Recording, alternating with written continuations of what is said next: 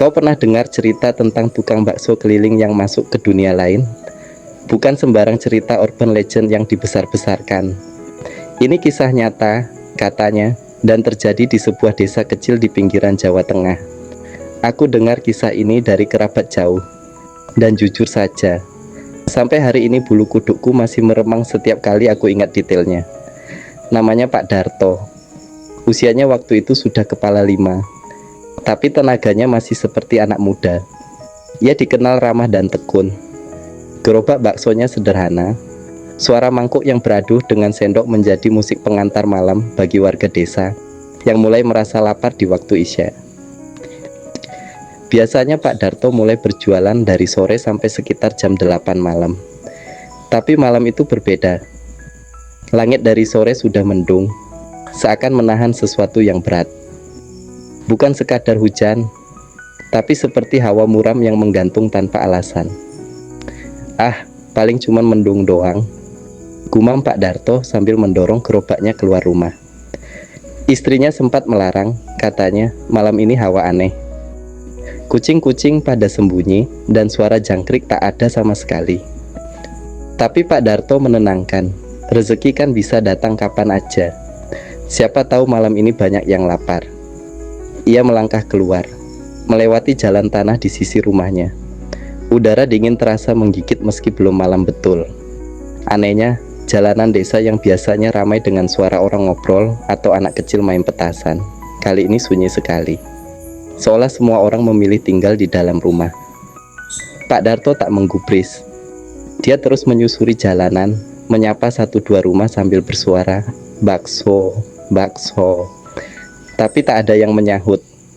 Ia baru sadar bahwa ia sudah berjalan cukup jauh, hampir ke ujung desa, mendekati batas hutan kecil yang tumbuh di belakang makam tua. Tempat itu biasanya ia hindari karena dikenal angker. Tapi entah kenapa malam itu langkahnya seperti dipandu. Gerobaknya ringan, seperti roda-rodanya tidak menggelinding di atas tanah, melainkan meluncur sendiri. Tepat saat ia hendak berbalik, muncul sosok lelaki tua di tepi jalan. Tiba-tiba saja, padahal sebelumnya tak ada siapapun. Pakaiannya aneh, seperti baju adat Jawa zaman dulu. Rambutnya panjang dan diikat ke belakang. Matanya tajam, tapi bukan menyeramkan. Lebih ke misterius. "Bakso ya, Pak?" tanyanya dengan suara pelan. Namun jelas di telinga Pak Darto meski tak terdengar seperti ia buka mulut. Pak Darto mengangguk. "Iya, Pak. Mau beli?" Orang tua itu tersenyum samar. "Kalau mau daganganmu laris malam ini, coba saja jual di pasar belakang makam. Lagi ramai, banyak yang cari makanan panas." Pak Darto mengernyit. "Belakang makam? Bukannya itu?" Sebelum ia sempat menyelesaikan kalimatnya, lelaki itu sudah melangkah masuk ke arah bayangan pepohonan. Hilang, seperti tak pernah ada. Padahal belum sempat ia menatap wajahnya dengan jelas. Dan entah kenapa, rasa penasaran itu mengalahkan rasa takutnya.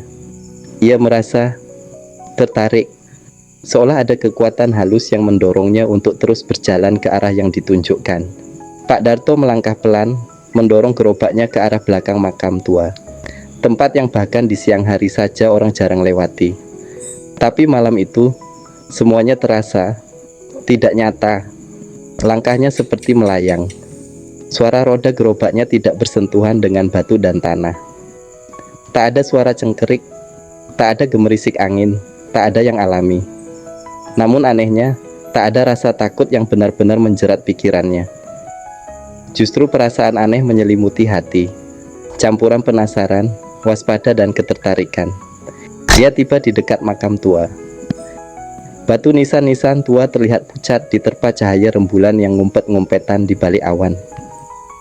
Dia melihat jalan setapak kecil yang tampaknya jarang dilewati manusia. Rumputnya tinggi, tapi terlihat seperti bekas dilewati beberapa kali. Di ujung jalan setapak itu, samar-samar tampak cahaya. Lampu, obor. Pak Darto makin yakin. Barangkali memang ada pasar malam dadakan di sana. Mungkin ada warga yang sedang mengadakan pengajian besar atau syukuran. Ia mendorong gerobaknya masuk ke jalan setapak itu. Semakin dalam ia melangkah, semakin asing suasananya.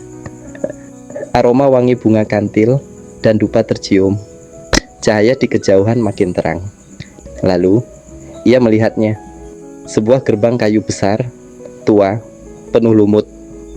Di atas gerbang itu ada tulisan yang hampir tak terbaca, seperti dalam bahasa Jawa kuno. Tapi salah satu katanya terbaca jelas. Pasar gaib. Alih-alih mundur, langkah Pak Darto justru maju. Ia dorong gerobaknya melewati gerbang itu, dan seketika suasana berubah total. Pasar itu tampak hidup, ramai, terang, tapi bukan terang dari lampu neon seperti pasar malam biasanya. Terang di sana seperti dari obor, lentera minyak, dan sinar bulan yang berkilauan tak masuk akal. Orang-orang berjubel, lalu lalang, tapi mereka berpakaian aneh. Ada yang pakai baju zaman kerajaan, ada yang pakai kain batik yang belum pernah ia lihat motifnya, ada pula yang tidak menyentuh tanah. Seorang perempuan muda berwajah cantik menyambutnya. "Pak, saya pesan 2 mangkuk bakso ya." Lalu seorang lelaki besar berseragam prajurit zaman Majapahit ikut antre. "Saya 5 mangkuk, pakai urat dan telur." Tanpa sadar, Pak Darto sibuk melayani. Anehnya gerobaknya tak habis-habis isinya. Bakso selalu cukup, kuah selalu penuh, gas kompor tak habis-habis. Dan orang-orang terus berdatangan dengan mata yang tajam tapi penuh senyum. Dalam waktu singkat, gerobaknya kosong. Ia dibayar, tapi bukan dengan uang biasa, melainkan lembaran emas, koin perak, dan manik-manik kuning kemerahan. Dan baru saat ia duduk sejenak, Pak Darto sadar. Dia tak melihat satu pun wajah yang benar-benar manusia. Itu yang dirasakan Pak Darto malam itu. Awalnya sih, ia masih merasa ini cuma pasar malam biasa. Aneh, iya. Tapi pasar tetaplah pasar, pikirnya. Tapi makin lama, makin banyak tanda-tanda yang bikin bulu kuduk berdiri. Pertama, dari para pembeli.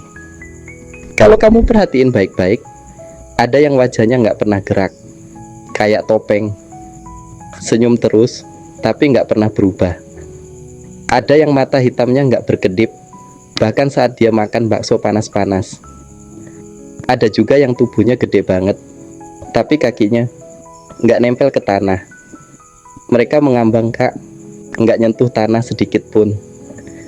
Lalu ada suara-suara aneh, kayak gamelan Jawa, tapi nadanya sumbang.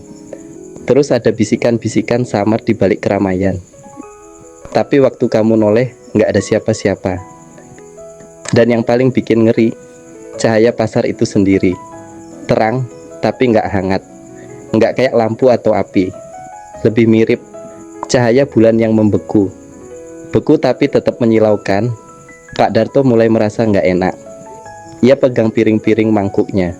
Bersih, licin, tapi dia yakin banget tadi dipakai buat ngelayanin belasan orang. Makhluk. Apalah itu. Waktu dia duduk, capek dan pusing, dia coba ngelihat sekeliling. Gerobaknya masih penuh barang, tapi hatinya udah kosong. Dia mau pulang, tapi kemana jalan keluarnya? Gerbang tempat dia masuk tadi udah nggak ada, nggak bisa dilihat. Diganti sama lapak-lapak baru. Ada yang jual anting-anting dari gigi manusia. Ada juga yang jual kain kafan warna merah darah. Dan pedagang-pedagangnya, matanya bukan mata manusia. Ada yang matanya kayak kucing. Ada juga yang matanya penuh belatung. Tapi mereka tetap tersenyum ramah. Gila. Pak Darto mulai panik. Tapi nggak bisa teriak. Tenggorokannya kering. Dia coba jalan cepat, nyari celah di antara kerumunan. Tapi tiap kali dia lewatin satu lorong itu berubah. Yang tadinya lapak jualan bisa jadi tembok batu. Yang tadi gapura kecil, sekarang jadi pohon besar dengan tali pocong tergantung. Saat dia benar-benar ngerasa nggak bisa keluar, seorang anak kecil tiba-tiba narik ujung sarungnya. Anak itu pucat, matanya gede, kosong, tapi dia bicara. Kalau bapak mau pulang, jangan tengok ke belakang. Jalan terus sampai ngelewatin gerbang. Tapi sekali aja bapak noleh, Bapak bakal tinggal di sini selamanya. Pak Darto cuma bisa mengangguk. Dia nggak tahu kenapa, tapi dia percaya sama anak itu. Mungkin karena cuman dia satu-satunya makhluk di situ yang kelihatan nggak pura-pura jadi manusia. Dengan deg-degan, Pak Darto mulai dorong gerobaknya. Suara-suara makin ramai di belakang.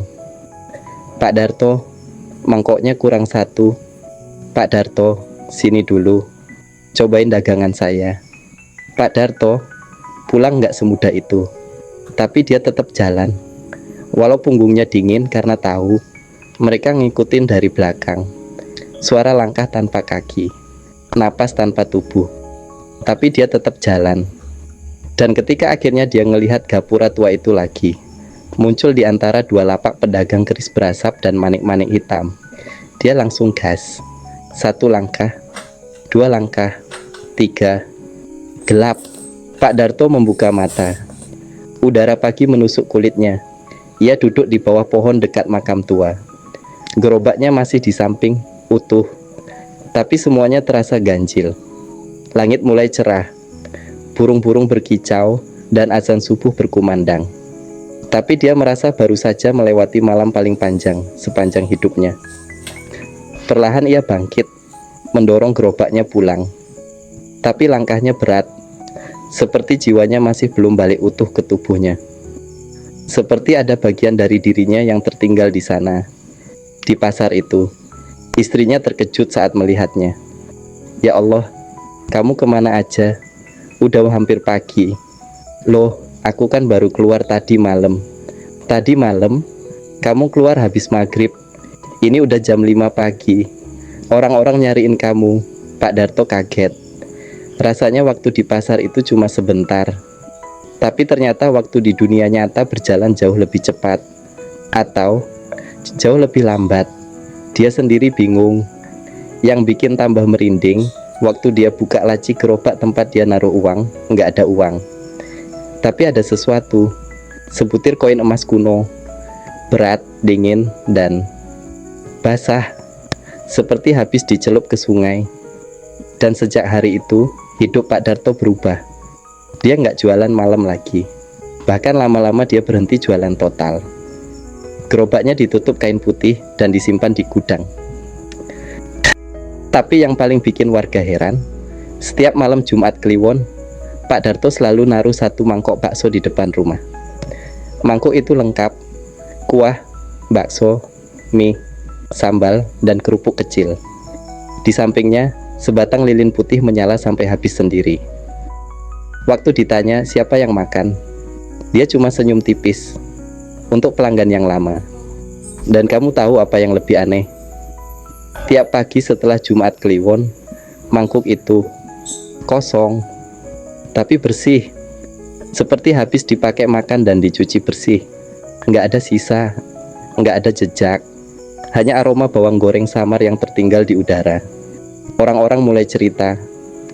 Katanya, malam Jumat itu mereka dengar suara bakso keliling, lengkap dengan suara sendok dan mangkuk. Tapi waktu dilihat keluar rumah, nggak ada siapa-siapa. Beberapa anak muda nekat pergi ke makam, tapi nggak pernah berani sampai belakang. Karena begitu lewat batu nisan keempat dari kiri, hawa dingin datang, dan suara gamelan sumbang mulai terdengar. Kamu percaya atau enggak, itu urusanmu. Tapi sampai sekarang, cerita itu masih hidup di desa itu. Dan gerobak Pak Darto masih disimpan, lengkap dengan kompor dan sendok-sendoknya, menunggu. Entah apa, sejak malam itu, hidup Pak Darto tak pernah benar-benar kembali normal. Gerobak baksonya, yang dulu jadi sumber penghidupan dan kebanggaan, kini disimpan di gudang belakang rumah, ditutup rapat-rapat dengan kain putih. Tapi meskipun tersembunyi, ada sesuatu yang tetap hidup di dalamnya. Malam-malam tertentu, terutama di malam ganjil seperti Selasa Kliwon atau Kamis Wage, Pak Darto sering terbangun mendadak. Keringat dingin membasahi tubuhnya. Jantungnya berdebar, bukan karena mimpi buruk, tapi karena dia mendengar suara. Bukan suara keras, bukan juga jeritan, tapi bisikan, pelan, samar. seperti seseorang yang membisikkan sesuatu dari dalam gerobak. "Pak Darto, pesanan kami belum selesai. Kami masih lapar. Gerobak ini belum lunas janjinya." Awalnya ia pikir itu cuma halusinasi. Tapi ketika istrinya ikut mendengar dan ketakutan sampai menangis dalam diam, barulah Pak Darto tahu ini nyata. Ia coba mendekat ke gudang, tapi setiap kali tangan menyentuh gagang pintu, hawa dingin menyusup ke tulang.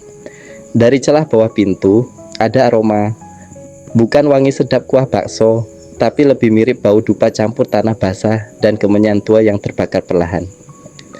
Satu malam, dia memberanikan diri membuka gudang. Pelan, bergetar, dan di sana gerobaknya berdiri diam. Tapi ada yang aneh, kompor kecil di atas gerobak menyala sendiri. Padahal ia tak menyalakan apa-apa. Mangkuk-mangkuk tersusun rapi, tapi salah satu dari mereka berisi bakso lengkap, masih mengepul. Dan uapnya membentuk sesuatu. Wajah, senyum lebar, mata hitam pekat. Pak Darto menutup pintu gudang dengan cepat dan menguncinya. Ia bersandar di dinding luar, napas terengah. Malam itu, ia tidak tidur. Pagi harinya, ia membakar dupa dan meletakkan semangkuk bakso baru di depan pintu rumah. Sejak itu, setiap malam ganjil, ia selalu melakukan hal yang sama. Bakso, lilin, dan setetes air mawar.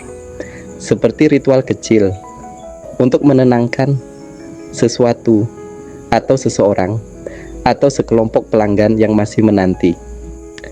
Dan meski ia tak pernah mengatakan apa-apa, seluruh desa mulai merasa ada sesuatu yang janggal dengan rumah Pak Darto.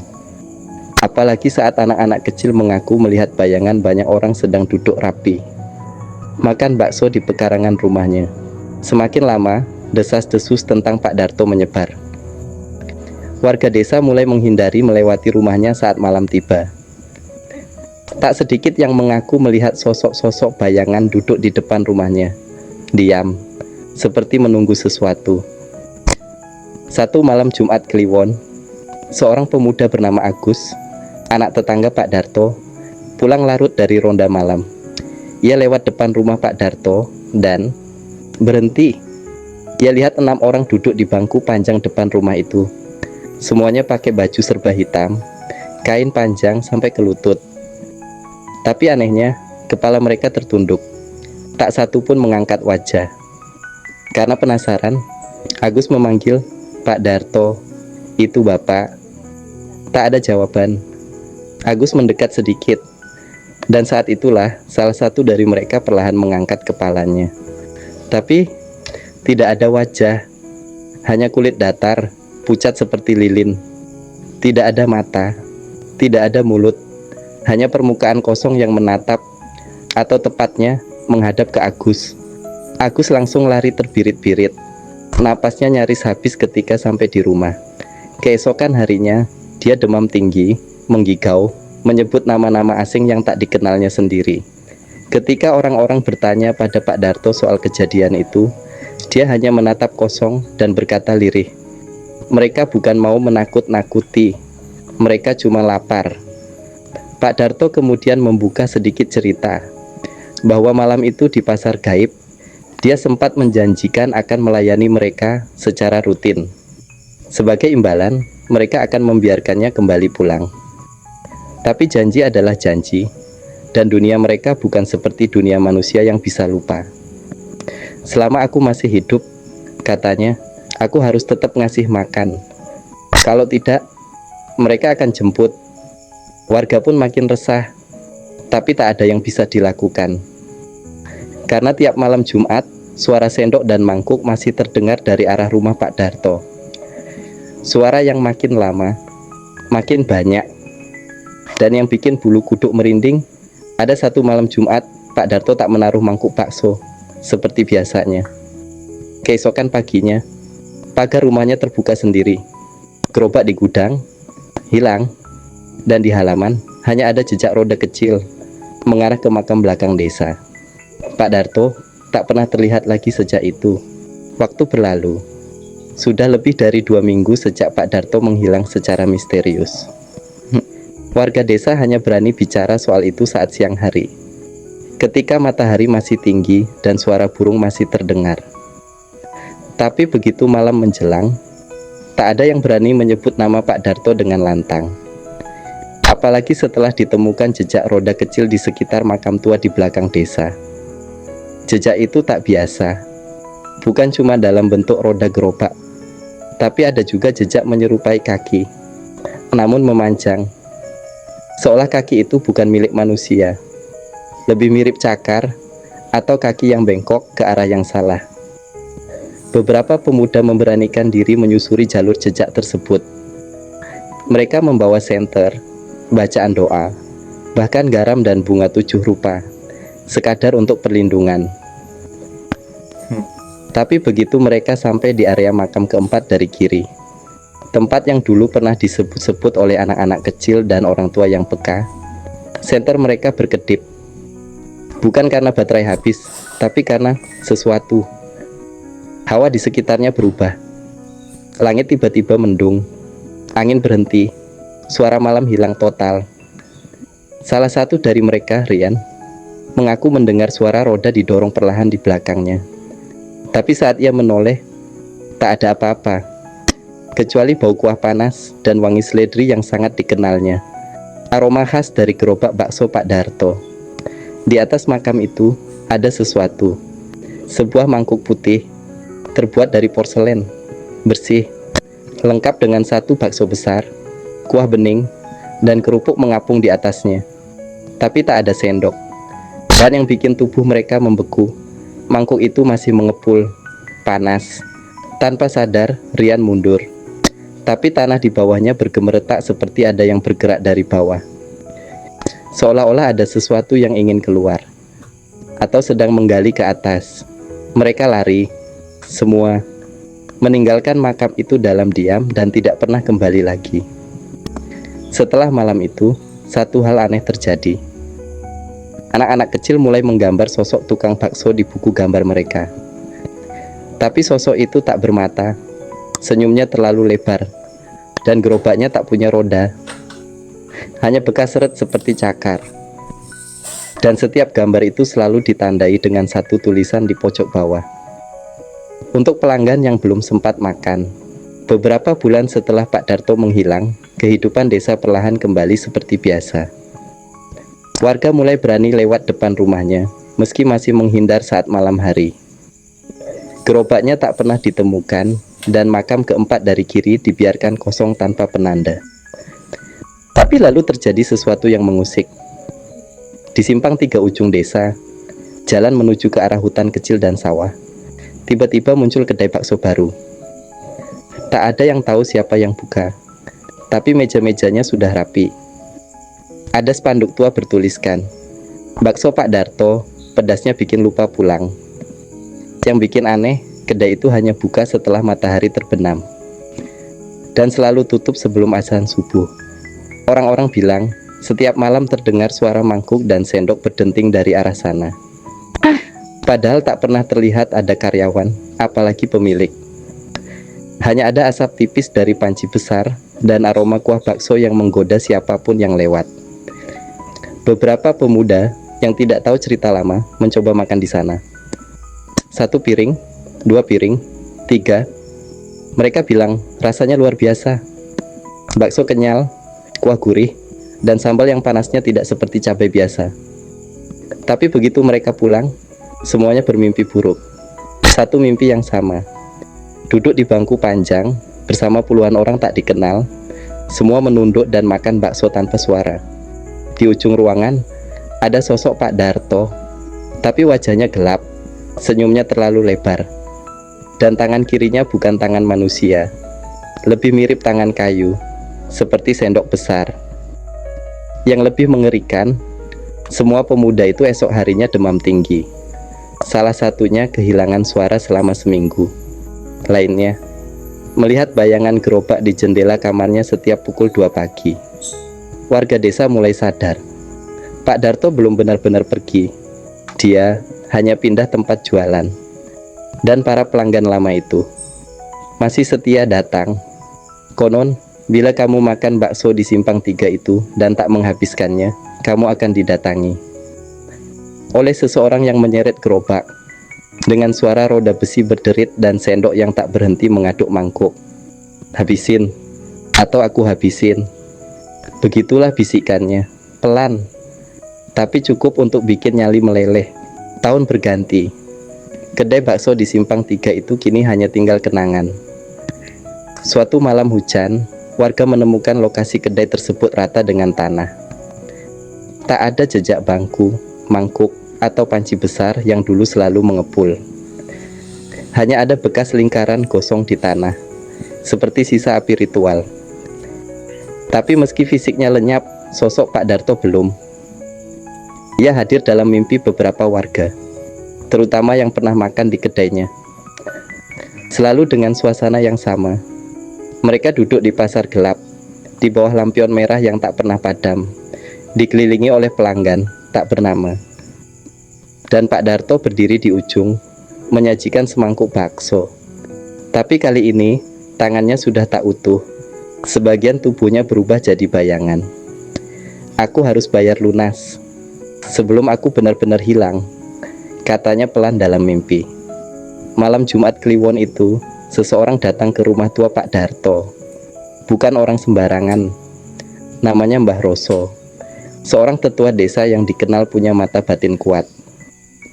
Ia datang dengan membawa dupa, keris kecil, dan kitab tua yang katanya warisan dari gurunya, seorang penjaga batas antara alam manusia dan alam gaib. Aku tahu dia belum bebas, kata Mbah Roso. Jiwa Pak Darto masih terikat. Dia terjerat pasar setan karena perjanjian yang dia buat. Dengan restu warga, Mbah Roso melakukan ritual di bekas kedai itu. Ia menanamkan pusaka kecil dan membaca mantra untuk membuka kembali gerbang menuju pasar gaib. Bukan untuk masuk, tapi untuk mengantar kembali sesuatu yang tertinggal. Tengah malam, suara aneh terdengar. Derit roda, dengkuran gamelan sumbang, dan aroma kuah panas memenuhi udara. Dari bayangan pohon, muncul siluet gerobak. Pak Darto mendorongnya. Perlahan, matanya kosong, tapi dalam diamnya ada harap. Aku cuma mau pulang, tapi mereka belum kenyang. Mbah Roso berdiri tegar. Pulanglah, tapi jangan bawa mereka ke sini lagi. Lalu api dupa menyala besar, dan dalam sekejap, gerobak serta Pak Darto lenyap, ditelan kegelapan. Dan untuk pertama kalinya, malam itu benar-benar sunyi. 3 bulan setelah ritual itu, desa kembali tenang. Tidak ada lagi mimpi buruk. Tidak ada lagi suara mangkuk berdenting. Warga mulai berani menyebut nama Pak Darto lagi. Dengan doa, bukan rasa takut. Tapi setiap cerita mistis selalu menyisakan satu pintu yang tidak ditutup rapat. Karena pada suatu malam, di kota kecil sekitar 20 km dari desa itu, seorang pengemudi ojek online bernama Bayu mengaku melihat sesuatu. Ia sedang mengantar pesanan makanan lewat jalur sepi, ketika matanya menangkap warung tenda kecil di pinggir jalan. Warung itu sederhana, meja kayu, lampu redup, dan papan nama lusuh bertuliskan, "Bakso Pak Darto." Buka sampai lupa waktu. Bayu yang lapar dan penasaran berhenti. Ia duduk. Tak ada penjual yang terlihat, tapi semangkuk bakso sudah tersaji di depannya, lengkap dengan sambal dan kerupuk. Entah kenapa, Bayu makan. 1 suap, 2 suap, baksonya luar biasa enak. Tapi tiba-tiba, suasana jadi aneh. Jalanan sepi berubah jadi ramai. Tapi bukan oleh mobil atau motor, melainkan kerumunan makhluk berwajah kosong. Semua duduk diam, makan dengan tangan langsung tanpa sendok. Bayu panik. Ia berdiri, ingin kabur. Tapi warung itu menghilang. Ia berdiri di tengah jalan gelap, sendiri. Tangannya masih memegang mangkuk kosong. Dan sejak malam itu, Bayu tak bisa makan bakso dari warung manapun lagi. Semuanya terasa hambar. Kecuali saat mimpi, di mana dia duduk di pasar gelap, disuguhi oleh Pak Darto sendiri, yang kini tinggal bayangan dengan suara yang gemetar. Selamat datang kembali. Penutup, begitulah kisah Pak Darto, tukang bakso biasa yang tanpa sengaja melintasi batas antara dunia kita dan dunia mereka. Awalnya cuma dagang, tapi jadi bagian dari sesuatu yang jauh lebih besar dan lebih mengerikan. Sekarang, kalau kau suatu malam melihat warung bakso tanpa penjaga di tempat yang seharusnya sepi, pikirkan 2 kali sebelum duduk dan makan. Karena bisa jadi kamu sedang memesan seporsi bakso di pasar yang tak pernah mengenal pagi. Dan saat kamu berdiri untuk pulang, kamu yakin sudah bayar lunas.